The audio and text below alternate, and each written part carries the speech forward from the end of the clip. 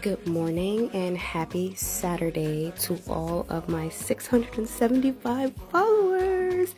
Thank you for following me and staying here on this journey with me. It means quite a lot. This is the Hausa cocoa flour that I'll be using to prepare my porridge for my family this morning. And this is the brand of saffron that I get from Amazon. Always got to check your expiration dates, make sure everything is nice and fresh. You can pause to search for it on Amazon. I have my mortar and pestle, and you're going to see that later in the video when I am crushing the saffron threads. So here is what original saffron thread should look like. Okay, it has this like crunchy sound when you touch it, and they're very light. This is actually a really small a container of saffron that I purchased, and it cost me about, I want to say $14 for this this container of saffron that you see here, and it's already been, very well used.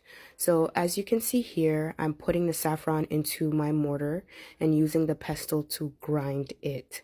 So once you grind your saffron, you get the desired amount that you want to use in your porridge or your tea or whatever you're making, whether it's rice or whatever. You put the saffron in there and then you crush it, just using that motion. And here my daughter is helping me crush it because she loves to do this part. And then after, we do a process called blooming, where you add some ice cubes to the saffron to bring out the color and the nutritional effects of the saffron. So you let that sit there for some time until the ice melts, and then you can add some water and get, all the last bits of saffron out of the mortar into whatever it is that you're preparing. So that's the process that you're seeing over here.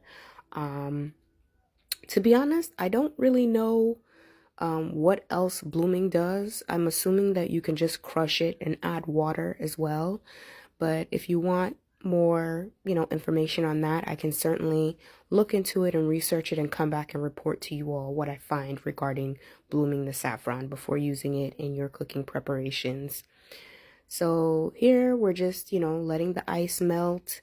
As you can see, it has an orange color when you look at the liquid, but it kind of has some very bright yellow undertones. And I feel like it's no coincidence that it's yellow, because yellow is often a color associated with learning and the brain and neurology and stuff like that, right? So that's just me trying to make some connections there.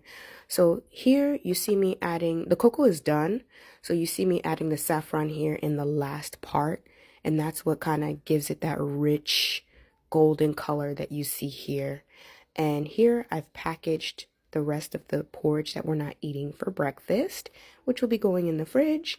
And then here you see me, I've already added my honeycomb honey, raw unfiltered honey, and I'm adding some canned milk, some evaporated milk here. And there you have it, an example of how to use saffron.